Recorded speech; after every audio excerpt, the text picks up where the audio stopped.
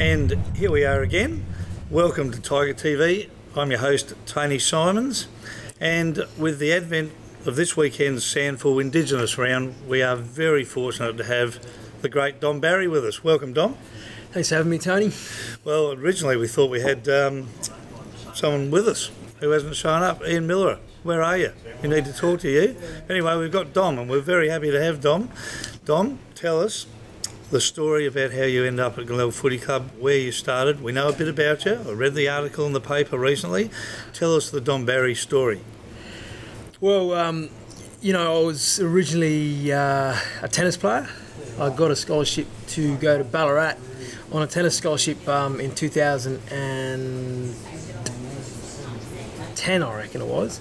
2010 or 11, and spent a couple of years there, all the way to 2012, and then you know, I got a gig at the North Ballarat Rebels Football Club, and then decided to play a bit of footy there as well in Ballarat. And from there, you know, I got drafted to the Melbourne Football Club, spent 2 years there, and then, you know, I felt probably, you know, in those years away from home, that I was missing a lot of the culture and stuff back home in the APY lands, and, you know, I decided to give up the opportunity to pursue a career at Melbourne Football Club, and went back home for a few years, and then there I met a guy named David Whitwer, who knows a few people at Glenelg, and yeah, he just you know, he was working for PM&C out in the APY lands, and he just got me a gig here at Glenelg. I know David, former West Adelaide player, I think David was. So there we go. Well, that's a great story. I think there's even a little bit more to it than that. Well, let's just go backwards. 2 years at Melbourne Footy Club, how was that? What did you learn about footy and about yourself in Melbourne? Yeah, it was amazing. You know, like I got there when I was 19 years old, 18, sorry. I was 18, and you know, spent a couple of years there, and I learned so many things. You know, like just how to, you know, be professional, attention to detail, all these little things that make, you know, you great in the field you want to pursue. But you know, for me, I think, yeah, the passion, I was starting to lose that because my mind was elsewhere at that time. So, and I mean, you know, how competitive the AFL environment is. You know, you got to be, you know, you got to be on your game, 100% committed, and I just wasn't at that stage, and you know, I decided to walk away from a 2-year contract that I actually signed at that time. So, okay. And yeah, went back to the APY lands. And that would have been fantastic. I mean, Glenelg have had probably not quite our share of Indigenous players over the years. The great Sid Jackson, the Carlton star, played here in the 70s, you may be aware of. And Mark Motlop, who you may or may not know, I would think from the Territory. Motti played down here with us in the 80s. Not sure if you've had much to do with Motti. Do you know Mark at all?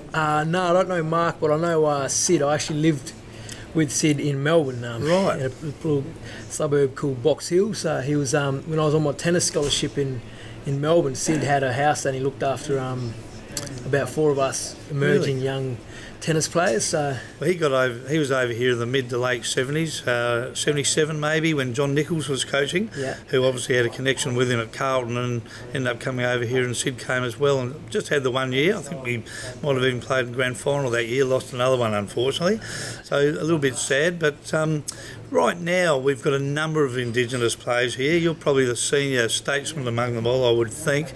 Tell us a little bit about Terry and Ian for a start. Yeah, Terry and like Ian obviously are in the league side, and Timmy is around the mark as well. So like we've got, I guess the Indigenous boys at the club are all, you know, it's a tight knit sort of little group, and you know, we've got another young guy, Tobin Cox, who's injured at the moment, but he's in the state academy side, and you know, he's an upcoming, you know, good player. And so I mean, you know, it's just the boys are, you know, he's offered a different dimension to the team, and like it's just good having them around. Just on that, is there a little bit of something goes on with you guys? Because it looks to me like not only do you know where each other's running, but you're all trying to outdo each other. If there's a chance to sneak a goal or go for a hanger, do something a little bit special, it's almost like you're trying to outdo each other. Would that be fair?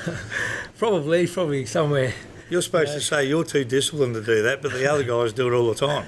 Probably in a little bit, but you know, right? Like I think, yeah, it's just I guess, everyone, when it says, Indigenous players just know where each other are and all that. So a lot of players would say that. So I guess probably there's an element of that as well. And,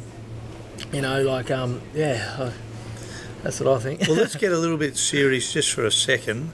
The SANFL Indigenous Round, obviously the AFL do the same thing. What does that mean to you and you guys? Does it make you proud to have something like that happening?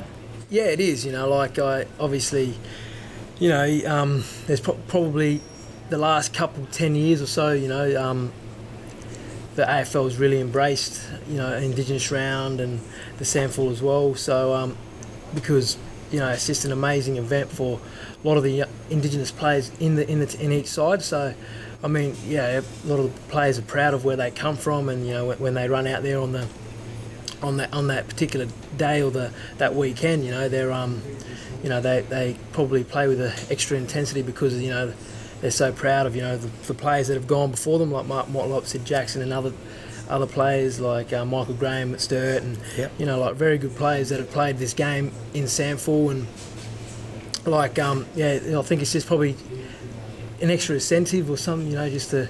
Well, there's no doubt it's brought something to the game. If you surveyed people watching the AFL now and who are their most watchable players, most people would probably vote for Cyril or Eddie Betts at Adelaide. They're the sort of guys that bring people through the gates. And I know personally, I like going to watch them because you're never quite sure what's going to happen, but it's normally pretty good, which must make you really proud. Yeah, it is. And that's the thing. There's a lot of really good players in every team. And they do the extraordinary things, but then you find the guys like Tip and Woody and stuff who do the really good team things like the tackles and the one percenters, and that get and they're so valuable to the side. So. Yeah, no, brilliant. Now, how have you found it this year yourself personally? Matty Locken for a start. How are you finding it with Matty? He's doing a great job. Yeah, Matty's really good. And I think he's really taken me under his wing, and just guided me this year. From the first day I arrived at the club, and he's just been good to me, and I think the other boys would say that as well. So. No, he's been fantastic. And what about the buzz playing home games at Glenelg Oval, the atmosphere? How are you enjoying that? Because we get reasonable crowds here and they get pretty involved on the hill. You must make sure you always play this side the last quarter personally, so you can do all the special things just in front of the hill. But you enjoying that? Yeah, I absolutely love it. I think it's just it's a better feel, when the whole community gets out there. And, I come from the APY lands when... when you play footy there, the whole community comes out, and every community comes out and watches, and the buzz is similar here. It's just loud, and that's what you want in a football club, especially like in the suburbs around Adelaide and anywhere. So it's just great to play here. I really enjoy that. Good on you, Dom. Well, you're a star. We can see already you're one of the better players we've picked up over the last few years, I think, and. We don't want to get too far ahead of ourselves, but I think we're on the way up, and particularly having you out there as a bit of a leader amongst all the guys, I can see already you've got a bit of class about you, mate, and we wish you all the best for the rest of this season, Dom. Thanks, Tony. Good on you, mate. Cheers.